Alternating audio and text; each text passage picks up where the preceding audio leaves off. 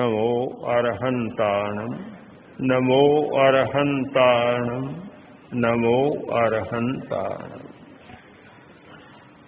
बड़ी महत्व की बात है कि चोट कहाँ करें।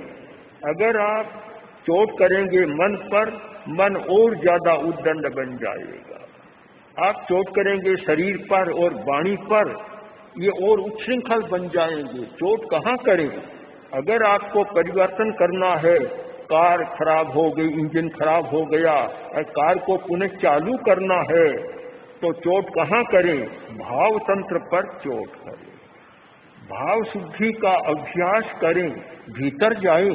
हम कहते हैं भीतर जाओ, भीतर जाओ। भीतर जाने का मतलब भीतर में कोई 10-20 किलोमीटर का स्थान तो है नहीं, कहाँ भीतर जाओगे।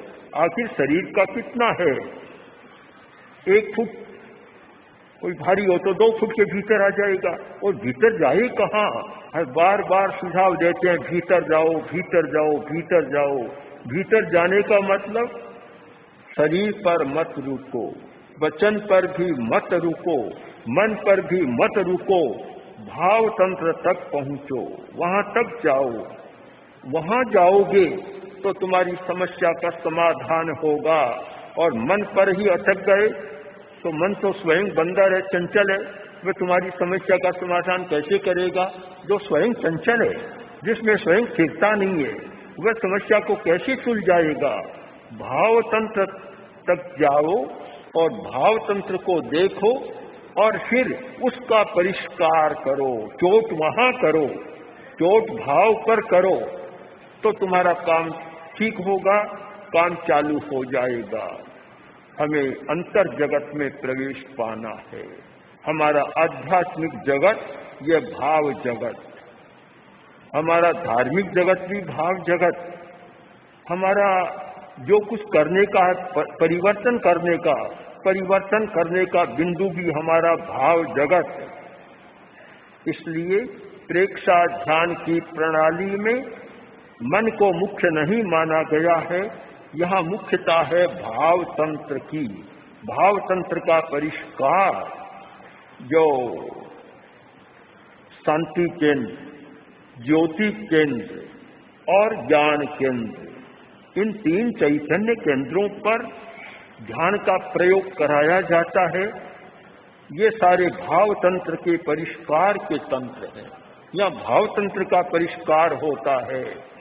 ज्योति केंद्र पर ध्यान किया जाता है, क्रोध संतुलित हो जाता है। क्रोध एक भाव है, क्रोध संतुलित हो जाता है। क्यों कि ये हमारा स्थान, जो कपाल का स्थान है, अग्र मस्तिष्क का स्थान है, यह इमोशनल एरिया, कसाय का क्षेत्र है। यहाँ से कसाय व्यक्त होते हैं। और जब यहाँ हम सफेद रंग का ध्यान करते हैं, पूरे ललाट पर सफेद रंग का ध्यान करते हैं, तो हमारे कसाय शांत होते हैं, क्रोध शांत होता है और भी अनेक भाव शांत होते हैं।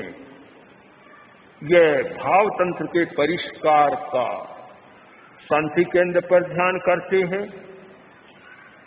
यहाँ भी भाव शांत, उत्तेजना के भाव हमारे शांत होते हैं। और ज्ञान केंद्र पर ध्यान करते हैं तो सारा कषाय और नौ कषाय को शांत करने की प्रक्रिया है। इन 3 चैतन्य केंद्रों पर ज्योति केंद्र, शांति केंद्र और ज्ञान केंद्र पर ध्यान किया जाता है। कषाय और नौ कषाय शांत होते हैं और भाव तंत्र का परिष्कार होता है। नीचे के हमारे जो चैतन्य केंद्र हैं, चाहे दर्शन केंद्र अंतर्दृष्टि के जागरण का माध्यम बनता है, इंट्यूशन का पावर का विकास होता है, पर भाव तंत्र का परिष्कार वहां नहीं है।